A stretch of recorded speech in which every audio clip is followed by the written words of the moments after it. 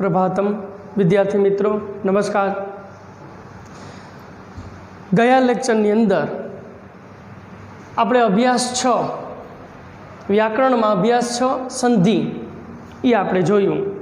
તો એમાં આપણે જોયું કે સંધિના આમ તો 3 પ્રકાર પડે છે, એ સ્વર સંધિ, બી વ્યંજન સંધિ અને સી વિસર્ગ સંધિ। એમાં એ સ્વર સંધિ એની આપણે વ્યાખ્યા જોઈ અને એ સ્વર સંધિના 7 પ્રકાર પડે, એમાંથી 4 પ્રકાર આપણે ભણ્યા, કારણ કે 7માંથી 4 જ પ્રકાર ભણવાના છે। દીર્ઘ સંધિ, ગુણ સંધિ, વૃદ્ધિ સંધિ અને યણ સંધિ એ આપણે ગયા લેક્ચરમાં ભણ્યા। હવે આપણે આ લેક્ચરની અંદર ત્યાંથી સ્વર સંધિ પૂરી થઈ ગઈ, સી વિસર્ગ સંધિ એ ભણવાનું છે। તો વિસર્ગ સંધિ, સંધિ એટલે હું આપણે ભણી ગયા, આપણે ગયા લેક્ચરમાં વ્યાખ્યા જોઈ ગયા। સંધિ એટલે કનેક્ટેડ, જોડવું, પણ વિસર્ગ સંધિ, તો વિસર્ગ એટલે શું? તો અહીંથી ને આપણે વિસર્ગની વ્યાખ્યા સમજીએ કે સ્વર અથવા વ્યંજન, સ્વર અથવા વ્યંજનની સાથે, સ્વર અથવા વ્યંજન સાથે સંયુક્ત થવાથી, એટલે કે જોડાવું, સ્વર અથવા વ્યંજન સાથે સંયુક્ત થવાથી વિસર્ગમાં જે વિકાર એટલે કે ધ્વનિ પરિવર્તન ઉત્પન્ન થાય તેને વિસર્ગ સંધિ કહેવામાં આવે છે। પછી આ જે છે બે ટપકા એ વિસર્ગનું ચિહ્ન છે, આ ચિહ્નને વિસર્ગનું ચિહ્ન કહે છે। આ વિસર્ગનું ઉચ્ચારણ કેના જેવું થાય છે? હ જેવું થાય છે। રામ છે એ નામ છે, તો રામ મ, એ મની પાછળ આપણે આમ બે ટપકા મૂકીએ તો રામ હ જેવું ઉચ્ચારણ થયું। હવે આ વિસર્ગ સંધિ છે એના મેન 4 પ્રકાર પડે છે। કેટલા પ્રકાર પડે? 4। એ તમને મોઢે કહી દઉં છું, એ સત્વ સંધિ, બી ઉત્વ સંધિ, સી ઋત્વ સંધિ અને ડી વિસર્ગનો લોપ। એટલે વિસર્ગ સંધિના 4 પ્રકાર પડે, પણ એ 4 પ્રકારની અંદર એ પાછા પેટા પ્રકાર છે। દાખલા તરીકે એ સત્વ સંધિ, તો એની અંદર 3 નિયમ છે, એટલે 3 ઉદાહરણ થયા। પછી બી ઉત્વ સંધિ, એની અંદર 2 નિયમ છે, એટલે 2 ઉદાહરણ થયા, એટલે 3 ને 2 5। પછી સી ઋત્વ સંધિ, એની અંદર 1 જ નિયમ છે, એટલે કે 1 ઉદાહરણ થયું, બરાબર, એટલે 5 ને 1 6। અને ડી વિસર્ગનો લોપ, એની અંદર 2 નિયમ છે અને 2 ઉદાહરણ, એટલે 6 ને 2 8। એટલે 8 ઉદાહરણ ભણીએ એટલે આખું આ વિસર્ગ સંધિ છે એ ચેપ્ટર પૂરું। એટલે આજે આપણે આ 8 ઉદાહરણ ભણવાના છે અને આખું વિસર્ગ સંધિ પૂરું કરવાનું છે। અને ગયા લેક્ચર અને આ લેક્ચર એ 2 થઈને આખું ચેપ્ટર પૂરું થઈ જાય। કયું? સંધિ। ઓકે, તો ચોપડો અને બોલપેન ફરજિયાત ઓપન રાખજો અને મારી સાથે સાથે લખતા જાઓ, 2 વાર બોલીશ, બરાબર, અને બરાબર લખતા જાઓ। આપણે આ વ્યાખ્યા જોઈ। હવે વિસર્ગ સંધિના મુખ્ય 4 પ્રકાર, એમાં પહેલો પ્રકાર સત્વ સંધિ। સત્વ સંધિ એટલે કાંસમાં લખવાનું કે વિસર્ગનો સ શ સ થાય, એટલે વિસર્ગ હોય એનો સ સ થાય। તો એ સત્વ સંધિ છે એના પેટા પાછા કેટલા પ્રકાર? સત્વ સંધિ એના પેટા 3 પ્રકાર। 3 પ્રકારમાં 3 પ્રકાર પડે પેટા। તો એમાં જે પહેલો નિયમ છે, પેટા 3 નિયમ છે, એમાં પહેલો નિયમ છે એમાં જેટલી વાર હું સ બોલું ને તમારે આ પહેલો જ સ લેવાનો। બીજા નિયમમાં જેટલી વાર સ બોલું એમાં બીજો જ સ લેવાનો। ત્રીજા નિયમમાં જેટલી વાર સ બોલું એમાં ત્રીજો જ સ લેવાનો। મેન પ્રકાર એ સત્વ સંધિ, એની અંદર પેટા નિયમ કેટલા? 3। એમાં પહેલામાં જેટલી વાર સ બોલવું એટલે પહેલો, બીજીમાં જેટલી વાર સ બોલવું એટલે બીજો જ લેવાનો, ત્રીજામાં જેટલી વાર સ આવે એમાં ત્રીજો લેવાનો, બરાબર। તો સત્વ સંધિ એટલે વિસર્ગનો સ શ અને સ થાય। તો આપણે જોઈએ તે પહેલો નિયમ કે વિસર્ગ પછી, એટલે પહેલું સ્ટેપ હોય, પહેલું સ્ટેપ એ પહેલા સ્ટેપનો છેલ્લો અક્ષર હોય ને એને વિસર્ગ લાગેલો હોય। તો વિસર્ગ પછી, એટલે વિસર્ગ પછી એટલે બીજું સ્ટેપ થયું ને, કા ચો હોવો જોઈએ, કા છો હોવો જોઈએ, કા સો આવે તો વિસર્ગનો શું થાય? સ થાય। અહીંયા મેં નિશાની કરી છે, વિસર્ગ લખ્યું નથી પણ એની નિશાની કરી, તો વિસર્ગનો શું થાય? સ થાય। હવે આપણે એક ઉદાહરણ જોઈએ।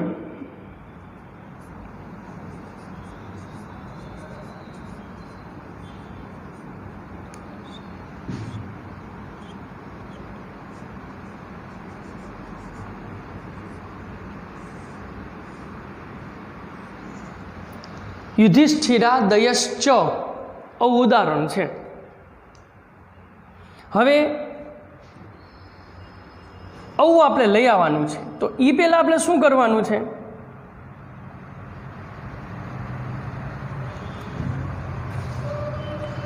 યુધિષ્ઠિરા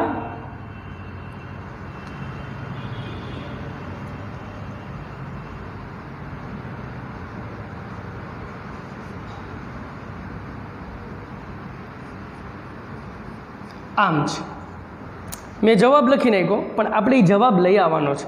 એટલે પહેલાં પ્રશ્ન લખવો પડશે ને.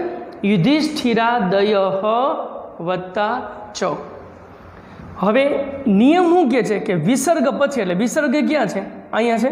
એના પછી એટલે કે આ આવે બીજા શબ્દનો પહેલો અક્ષર. વિસર્ગ પછી કા ચ હોવો જોઈએ, અથવા છ, અથવા સો હોવો જોઈએ. આ ત્રણમાંથી કોઈ પણ એક હોય તો વિસર્ગનો એટલે કે આ આવશે ને, આ વિસર્ગનો સ થાય. તો વિસર્ગ પછી ચ છે, તો પછી વિસર્ગનો શું થાય? સ. એટલે આ વિસર્ગની જગ્યાએ સ મૂકી દો.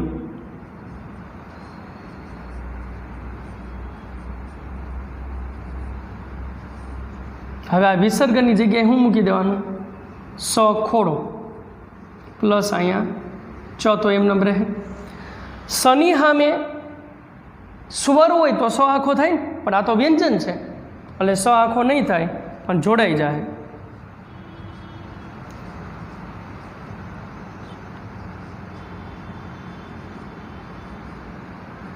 આમ થઈ જશે.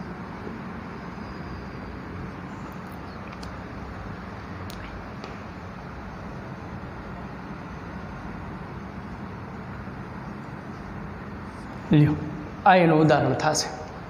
સમજાય છે કે વિસર્ગ પછી ચ હોય, છ હોય કે સ હોય, તો વિસર્ગ પછી ચ છે તો વિસર્ગનો શું થાય? સ થાય. તો વિસર્ગ પછી ચ છે તો આ વિસર્ગ છે, ખાલી વિસર્ગની જગ્યાએ આપણે સ મૂકી દીધો. આ ચ તો એમને રહ્યો, આ સ અને ચ બે જોડાય એટલે શું થઈ જાય? ચ. આગળ તો એમને છે. હવે નિયમ નંબર 2 કે વિસર્ગ પછી ટ, ઠ અથવા આ સ હોય, ફાડ્યો સ, તો વિસર્ગનો શું થાય? સ થાય. તો જોઈએ આપણે કે વિસર્ગ પછી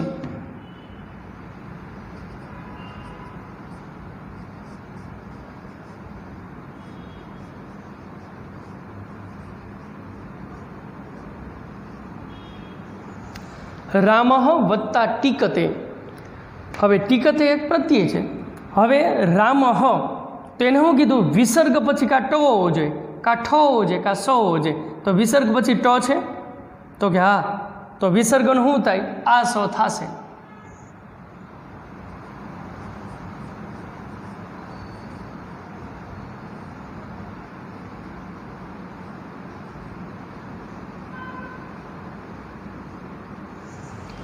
રામસ, રામસ વત્તા ટીકતે.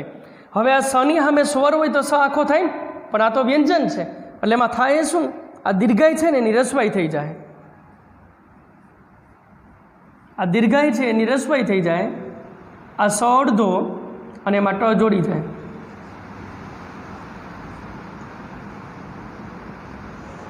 રામસ ટીકતે. આ માયરે સ લઈ લેવાનો, રામસ અને ટીકતે. લ્યો, સાવ સહેલું છે. આ બીજો નિયમ થઈ ગયો. એટલે હજી આપણે મેન નિયમ એક જ ભણીએ છો. એની અંદર 1.1, એની અંદર 1.2 અને એની અંદર 1.3. હવે એ શું કહે છે કે વિસર્ગ પછી ત, થ અથવા સ આવે તો વિસર્ગનો શું થાય? સ થાય. તો એનું ઉદાહરણ નમઃ વત્તા તે. હવે વિસર્ગ પછી કા તો આવવો જોઈએ, કા થ આવવો જોઈએ, કા સ આવવો જોઈએ. તો આ વિસર્ગ છે, એના પછી ત, થ, સ, એમાંથી ત છે, તો કે હા, તો વિસર્ગનો શું થાય? સ થાય. તો વિસર્ગ પછી ત છે એટલે આ વિસર્ગનો સ કરી નાખો. સ અડધો પ્લસ અહીંયા તે, સની સામે સ્વર હોય તો સ આખો થાય, પણ આ તો વ્યંજન છે એટલે સ અડધો રહે. નમસ્તે.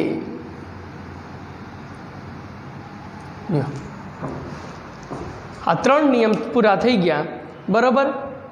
तो मेन આપણે પહેલો પ્રકાર કયો ભણ્યા? એ સત્વ સંધિ. એની અંદર નિયમ નંબર 3 નિયમ છે. આ પહેલો, આ બીજો અને આ ત્રીજો. હવે આપણે મેન બીજો પ્રકાર ભણીએ. મેન બીજો પ્રકાર બોલું છું, બરાબર? કયો મેન બીજો પ્રકાર? જેનું નામ છે ઉત્વ સંધિ. ઉત્વ સંધિ. હવે એ શું કહે છે ઉત્વ સંધિ? કે વિસર્ગનો, અહીંયા ચિહ્ન કરું છું, લખતો નથી વિસર્ગ, એની નિશાની કરું છું. વિસર્ગનો ઉત્વ સંધિ એટલે વિસર્ગનો ઉ થાય, વિસર્ગનો ઉ થશે અને અ પ્લસ ઉ ઇઝ ઇક્વલ ટુ ઓ થશે. આ એમ કહે છે કે વિસર્ગનો ઉ થાય અને અ પ્લસ ઉ બરાબર ઓ થશે. બરાબર સમજો કે પહેલાં એને ઉત્વ સંધિ એટલે કે વિસર્ગનો ઉ કરવાનો અને ઉ થઈ ગયા પછી ઉ પહેલાંનો અ હશે એટલે અ ને ઉ બે ભેગા મળે એટલે આપણે નિયમ ભણી ગયા છે આગળ નેક્સ્ટ લેક્ચરમાં કે અ પ્લસ ઉ ઇઝ ઇક્વલ ટુ એનો ઓ થશે. હવે આ ઉત્વ સંધિ છે ને એ વિદ્યાર્થી મિત્રો નોંધી લેજો, આઈએમપી છે. કારણ કે 98 સુધી બોર્ડની અંદર સંધિ પૂછાણી એ ઉત્વ સંધિ જ પૂછાણી છે. તો એના 2 નિયમ છે અને બે નિયમ પાછા અગત્યના છે, બરાબર? એ 2 નિયમ છે એ આપણે જોઈએ. એ 2 નિયમની અંદર એમાં નિયમ નંબર 1 તો ઉત્વ સંધિ 4 પ્રકાર છે, A B C D. એમાં A સત્વ સંધિ, એના આપણે પેટા 3 પ્રકાર જોયા. હવે બી ઉત્વ સંધિ. તો ઉત્વ સંધિ છે એના 2 નિયમ છે, પણ એ ઉત્વ સંધિ કહે છે શું કે વિસર્ગનો ઉ થશે અને અ પ્લસ ઉ બરાબર ઓ થશે. તો એમાં નિયમ નંબર 1 એટલે આમ જો તો 2.1 થશે ને, એટલે મેન નિયમ નંબર 2 એનો પાછો પેટા નિયમ 1. તો એ શું કહે છે આપણે જોઈએ કે વિસર્ગ પહેલાં જો અવર્ણ હોય એટલે વિસર્ગ પહેલાં કયો વર્ણ હોય? અવર્ણ હોય. અને વિસર્ગ પછી અ હોય અથવા તો ઘોષ વર્ણ. એટલે 2 કન્ડિશન મૂકી કે વિસર્ગ પહેલાં તો અ ફાઇનલ, પણ વિસર્ગ પછી કા અ હોવો જોઈએ અને અ ન હોય તો ઘોષ વર્ણ. હવે ઘોષ વર્ણ હું તમને પછી સમજાવું, પણ અત્યારે એટલું સમજી લ્યો કે વિસર્ગ પહેલાં અવર્ણ હોય અને પછી અ અથવા તો ઘોષ વર્ણ હોય, બરોબર? તો વિસર્ગનો શું થાય? ઉ થશે અને અ પ્લસ ઉ, વિસર્ગનો ઉ થશે અને અ પ્લસ ઉ બે ભેગા મળીને શું થશે? ઓ થશે. એ તો એકાઉન્ટ્સમાં એ પૂછ, બરોબર? હવે ઘોષ વર્ણ એટલે શું? ઘોષ વર્ણ એટલે કે દરેક વર્ગનો ત્રીજો, ચોથો, પાંચમો વર્ણ. કાઉન્સમાં છે દરેક વર્ગનો ત્રીજો, ચોથો ને પાંચમો વર્ણ. તો સંસ્કૃત વ્યાકરણની અંદર 5 વર્ગો છે. કુચુ ટુ તુ પુ પુ, કુચુ ટુ તુ પુ. એમાં ઉ કાઢ નાખો, ઉ કાઢ નાખો. કુ એટલે ક વર્ગ, ચુ એટલે ચ વર્ગ. અહીં જોતા જાઓ, કુ એટલે ક વર્ગ, ચુ એટલે ચ વર્ગ, ટુ એટલે ટ વર્ગ, તુ એટલે ત વર્ગ અને પુ એટલે પ વર્ગ. તો 5 વર્ગ છે અને 5 વર્ગની અંદર પાછા 5 વર્ણ છે. એટલે આમ 5 અને આમ 5 એટલે 25 થાય. આ 25 છે ને એને પર્શ વ્યંજન કહેવાય. આ 25 છે, 25ને શું કહેવાય? પર્શ વ્યંજન કહેવાય. પર્શ વ્યંજન કયો તે પર્શ વર્ણ થયો, બરાબર? હવે આ 25 છે તો એમાં પહેલાં ક વર્ગ. તો એમાં ક વર્ગમાં આ 25 છે ને એમાં 25માંથી ને આ પહેલો વર્ગ છે ને દરેકનો આ 5 વર્ગ છે, ક વર્ગ, ચ વર્ગ, ટ વર્ગ, ત વર્ગ અને પ વર્ગ.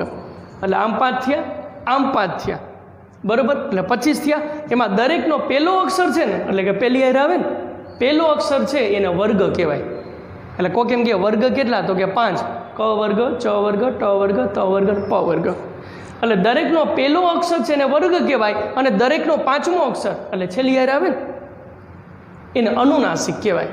દરેકનો પહેલો અક્ષર વર્ગ, દરેકનો છેલ્લો અક્ષર અનુનાસિક કહેવાય. નાસિક એટલે નાકમાંથી ને અનુ એટલે કે પાછળથી બોલવું. હવે આ 5 વર્ગમાંથી ને આ 25 વર્ણ છે એમાંથી દરેકનો પહેલો ને બીજો એટલે આ થાય ને ક ખ ચ છ ટ ઠ ત થ પ ફ, એ પહેલો ને બીજો અઘોષ વર્ણ કહેવાય. શું કહેવાય? અઘોષ વર્ણ. અને દરેકનો ત્રીજો, ચોથો અને પાંચમો એટલે આ થશે એને ઘોષ વર્ણ કહેવાય. હું તમને અહીંયા આખી રેખા જ અલગ દોડી દઉં છું. લ્યો, આ પેલા બે છે એ ઘોષ વર્ણ, અઘોષ વર્ણ, અને ત્રીજો, ચોથો, પાંચમો એટલે આ 3 થયા, આ 3, આ 3, આ 3, આ 3 એને ઘોષ વર્ણ કહેવાય. તો આપણે ઘોષ વર્ણની વાત થઈ ને કે વિસર્ગ પહેલાં અવર્ણ હોય અને વિસર્ગ પછી અ હોય અથવા તો ઘોષ વર્ણ. ઘોષ વર્ણ એટલે દરેક વર્ગનો, દરેક વર્ગ એટલે આ 5 5 આવે, દરેક વર્ગનો ત્રીજો, ચોથો અને પાંચમો વર્ણ એને શું કહેવાય? ઘોષ વર્ણ. અને દરેક વર્ગનો કાં ત્રીજો અક્ષર હોય, કાં ચોથો હોય કે કાં પાંચમો હોય તો વિસર્ગનો ઉ થાય અને અ પ્લસ ઉ ભેગા મળીને ઓ થશે. પહેલાં તો આ નિયમ જ સમજવો પડે, એ સમજાય પછી ઉદાહરણ મગજમાં બેસે. તો હવે આપણે ઉદાહરણ જોઈએ. શ્રોતવ્ય વત્તા જનાર્દનસ્ય. આખો નિયમ નહીં બોલવાનો, નિયમના કટકા કરવાના. નિયમમાં કટકા કરતા જાઓ અને આમાં જે હોય એ આમાં મૂકતા જાઓ એટલે નિયમ એ પૂરો થઈ જાય અને ઉદાહરણ એ પૂરું થઈ જાય, નિયમ યાદ રહી જાય. બરાબર? તો પહેલાં એને શું કીધું? વિસર્ગ પહેલાં અવર્ણ હોય. આટલું અટકી જાઓ, આટલું બોલી કે વિસર્ગ પહેલાં અવર્ણ હોય તો પહેલાં તો અ લઈ આવવો પડે. જો અ ન હોય તો નિયમ લાગે નહીં, તો આગળ બોલીને શું ફાયદો? એટલે પહેલાં આ જ કરો કે વિસર્ગ પહેલાં અવર્ણ હોય તો પહેલાં જોવો અ છે તો એને જોવા માટે આપણે શું કરશું? અ લઈ આવવા માટે યને ખોડો કરો પ્લસ અ પ્લસ વિસર્ગ પ્લસ આમ થશે ને.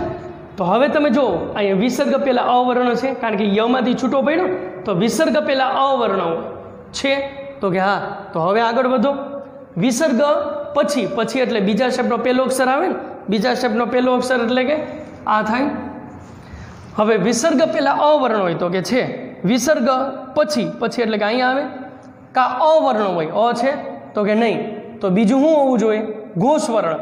તો ઘોષ વર્ણ એટલે દરેક વર્ગનો ત્રીજો, ચોથો, પાંચમો વર્ણ. તો એ જ છે એ તમે જોવો અહીંયા ચ વર્ગનો ત્રીજો અક્ષર થાય કે નહીં? આ ચ વર્ગ અને એનો ત્રીજો અક્ષર ઘોષ વર્ણ છે તો કે હા. તો વિસર્ગનો શું થાય? ઉ થાય. હવે વિસર્ગની જગ્યાએ ઉ મૂકવાનો છે.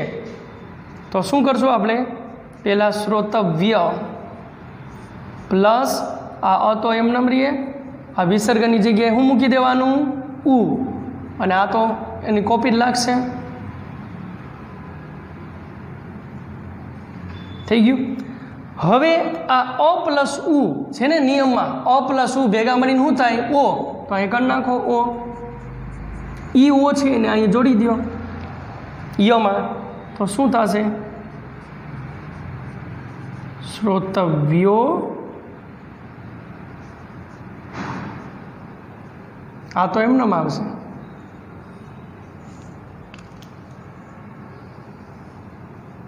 લ્યો આમ થશે. સમજાય છે? સ્ટેપ બાય સ્ટેપ જવાનું, આખો નિયમ નહીં બોલવાનો. તો નિયમ કોઈ યાદ નહીં રહે. નિયમના કટકા કરશો અને કટકા કરતા જાઓ, ઉદાહરણમાં મૂકતા જાઓ એટલે ઉદાહરણ પૂરું થઈ જાય, નિયમે પૂરો થઈ જાય અને નિયમ યાદ રહી જશે. યાદ રાખવો નહીં પડે કે વિસર્ગ પહેલાં અવર્ણ હોય એટલું બોલીને અટકી જાઓ કે ભાઈ વિસર્ગ પહેલાં અ લઈ આવો. અ હોય તો નિયમ લાગુ પડશે ને આગળ વધો, જવાબ આવી જાય. અ ન હોય તો સ્ટોપ, નિયમ લાગુ પડવાનો જ નથી, જવાબ આવવાનો નથી. તો અ છે કે નહીં તો એને લઈ આવવા માટે શું કર્યું? યને ખોડો કર્યો. હવે અ છે તો કે હા. તો હવે નિયમ આગળ વધો કે આગળ શું કહે કે વિસર્ગ પછી કા અવર્ણ હોય. હવે અ તો નથી તો બીજો વિકલ્પ આપ્યો કે અ ન હોય તો ઘોષ વર્ણ. તો ઘોષ વર્ણ એટલે કે 5 વર્ગો છે એ 5 વર્ગનો ત્રીજો, ચોથો અને પાંચમો વર્ણ. તો ચ વર્ગનો ત્રીજો અક્ષર જ છે અને એ ઘોષ વર્ણમાં આવે તો કે હા. તો આ વિસર્ગનો ઉ કરી નાખો. તો આ પહેલું સ્ટેપ એમનમ, આ અ એમનમ, વિસર્ગનો ઉ કર્યો, આ તો એમનમ કોપી જ રાખશે. અ પ્લસ ઉ ભેગા મળીને ઓ થઈ ગયા. એ ઓ છે આપણે યમાં જોડી દીધો. શ્રોતવ્યો જનાર્દનસ્ય. સમજાઈ ગયું? હવે આપણે નિયમ નંબર 2 આના જેવો જ છે, બરાબર, થોડોક ફેરફાર કરવાનો છે. આ નિયમ નંબર 1 છે ને, તમને એની કોપી જ લાગશે નિયમ નંબર 2, પણ માઇનોરી ફેરફાર કરવાનો છે. તો હવે આપણે નિયમ નંબર 2 જોઈએ. તો ઉત્વ સંધિ એનો નિયમ નંબર 1 જોયો. હવે આપણે જોઈએ છે એનો નિયમ નંબર 2. એટલે અહીંયા આવશે 2.2. તો નિયમ નંબર 1 છે ને એ નિયમ નંબર 2 છે. નિયમ નંબર 2 છે નિયમ નંબર 1ની કોપી છે, માઇનોરી ફેરફાર. કે નિયમ નંબર 1માં એવું જોયું તો આપણે કે વિસર્ગ પહેલાં અ હોય અને એના પછી અ હોય અથવા તો ઘોષવર્ણ. એટલે નિયમ નંબર 1માં જે અથવા હતો ને ઘોષવર્ણ, એ અથવા નીકળી ગયો. એને બદલે એને શું કરી નાખ્યું, વિસર્ગ પહેલાં અને પછી અવર્ણ હોવો જોઈએ. એટલે પહેલાં અ હોવો જોઈએ અને પછી પણ અવર્ણ હોવો જોઈએ. એટલે વિસર્ગ પહેલાં અને પછી અવર્ણ હોય તો વિસર્ગનો શું થાય, તો વિસર્ગનો ઉ થશે. અને બાકી તો આ તો નિયમ નંબર 1માં હતું ને, અ પ્લસ ઉ ભેગા મળીને ઓ થશે. હવે આ ઉદાહરણ, હવે પહેલાં જોવાનું કે વિસર્ગ પહેલાં અને પછી અવર્ણ હોય તો પછી તો અ દેખાય છે ને, આ વિસર્ગ પછી અ દેખાય છે. હવે પહેલાં અ લઈ આવવા માટે શું કરવાનું છે, આ યને ખોડો પ્લસ અ અને પ્લસ અયમ. હવે જોવો જોઈએ, હજી એક મિસ્ટેક છે.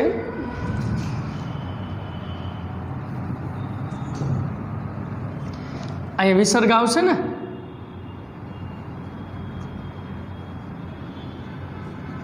તો જોવો જોઈએ વિસર્ગ પહેલાં અને પછી 2 અ છે, તો કે હા. તો વિસર્ગ પહેલાં અને પછી અ હોય તો વિસર્ગનો શું કરી નાખવાનો, ઉ, બરાબર.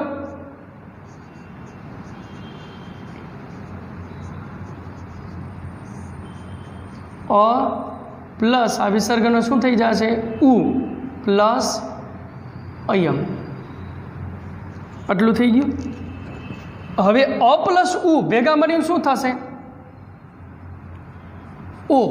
અને બીજો અ છે, બીજો એટલે આ આવી જાય બીજા શબ્દનો પહેલો અક્ષર, બીજો અ છે એનો અવગ્ર થઈ જશે. અવગ્ર એટલે આ પહેલો વર્ગ છે ક વર્ગ, એનો 5મો અક્ષર. એટલે અહીંયા અની જગ્યાએ શું મૂકી દેવાનું, અવગ્ર. તો હવે આપણે જોઈએ,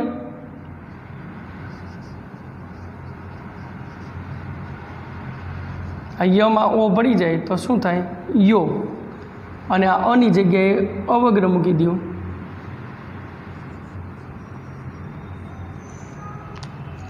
લ્યો, આમ થશે બહુમસ્યો યમ.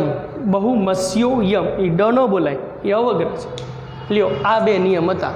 હવે 8 ઉદાહરણ છે, એમાંથી આપણે 5 તો થઈ ગયા, 3 ઉદાહરણ બાકી છે. તો હવે આ મેન બીજો પ્રકાર પૂરો થયો, ઉત્વ સંધિ. હવે મેન ત્રીજો પ્રકાર આવે સી, કારણ કે એ સત્વ સંધિ, એની અંદર આપણે 3 ઉદાહરણ જોયા.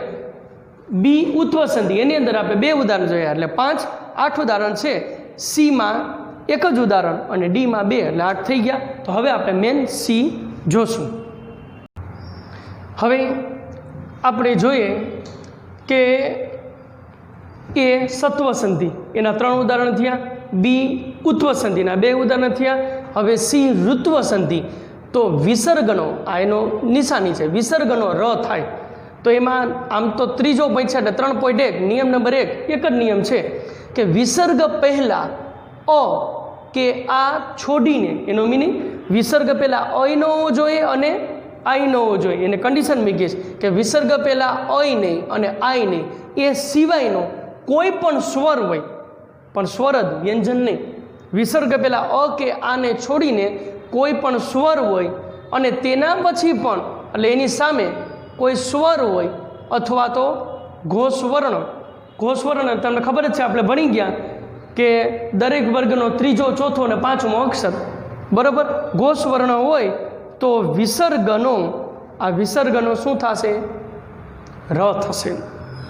તો હવે આપણે ઉદાહરણ જોઈએ કે શત્રોહો વત્તા અપી.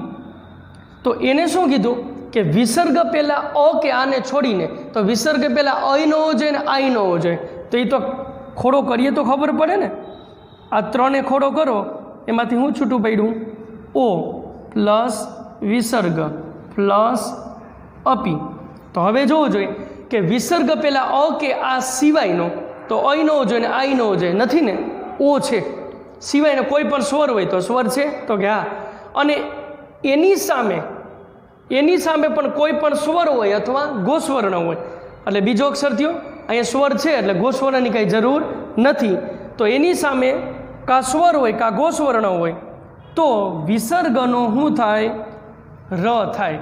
એટલે આ વિસર્ગ છે એની જગ્યાએ તમારે ર મૂકી દેવાનો. તો આ પહેલું સ્ટેપ એમ નમ રહીએ, પ્લસ આ ઓય એમ નમ રહીએ, આ વિસર્ગની જગ્યાએ ર મૂકી દો, પ્લસ આઈ એમ નમ રહીએ. હવે આ ત્રો છે એ વ્યંજન છે અને આ ઓ છે એ સ્વર છે, એટલે એમાં ભળી જાય તો સત્રો. અને ર વ્યંજન છે ને અસ્વર છે તો રમાં ભરી જાય એટલે ર આખો થઈ જાય, સત્રો રપી. લ્યો આમ થશે, બરાબર. આ અ કે આને છોડીને તો વિસર્ગ પહેલાં અય ન હોવો જોઈએ ને આઈ ન હોવો જોઈએ. કોઈ પણ સ્વર હોય તો સ્વર છે, એના પછી કાં સ્વર હોય તો ગોસ્વર ન હોય. સ્વર છે એટલે કાંઈ ચિંતા નથી, તો વિસર્ગનો ર થાય તો આપણે વિસર્ગનો અહીંયા ર મૂકી દીધો. આ ઓ છે એ આમાંથી નોખો પાડ્યો તો પાછો ભેગો કરી નાખ્યો, આ રમાં અ પડી ગયો એટલે ર આખો થઈ ગયો, સત્રો રપી. આ નિયમ નંબર 3 પૂરો. હવે ડી વિસર્ગનો લોપ. હવે એ તો સાવ સહેલું છે, 2 મિનિટ કે એમાં નિયમ નંબર 1 એટલે 4.1 એમાં પહેલું સ્ટેપ આપી જ દીધું છે. કાં સહ હોય, પહેલું સ્ટેપ એને તૈયાર જ આપી દીધું છે. કાં સહ હોય અથવા એ સહ શબ્દની સામે અ સિવાયનો કોઈ પણ અક્ષર હોવો જોઈએ, અ સિવાયનો, એટલે એની સામે અ ન હોવો જોઈએ. એ સિવાયનો અન્ય સ્વર હોય, કાં સ્વર હોય અથવા બીજી કન્ડિશન હું મૂકીશ વ્યંજન હોય તો સહ ને એ સહ શબ્દની પાછળ રહેલા વિસર્ગનો લોપ થાય એટલે વિસર્ગ ઉડી જાય. તો સહ પઠતી અને એ સહ પઠતી. તો એને શું કીધું કે સહ ને એ સહ શબ્દની સામે અ સિવાયનો કોઈ પણ સ્વર હોય તો અહીંયા જોવો જોઈએ, એટલે આ બીજો અક્ષર કોઈ પણ સ્વર હોય તો આ સ્વર છે નહીં, આ સ્વર નથી. અથવા તો વ્યંજન હોય તો આ વ્યંજન છે, તો કે હા વ્યંજન છે, તો કે હા. તો સહ ને એ સહમાં જે આ વિસર્ગ છે ને એનો લોપ થઈ જાય, આ વિસર્ગ નીકળી જાય.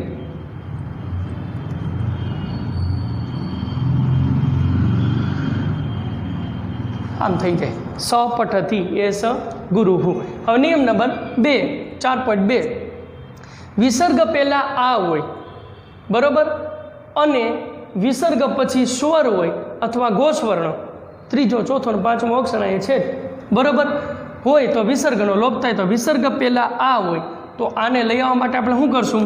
પહેલાં તો નૃપા જયતી એમાં પને ખોડો કરશું એટલે આ છૂટો પડશે, પ્લસ વિસર્ગ પ્લસ જયતી. હવે વિસર્ગ પહેલાં આ હોય તો કે છે, એની સામે કોઈ સ્વર હોય અથવા ગોસ્વર્ણ હોય તો સ્વર નથી તો ગોસ્વર્ણ છે, તો કે હા. તો આ વિસર્ગનો લોપ થાય એને ઉડાડી દો.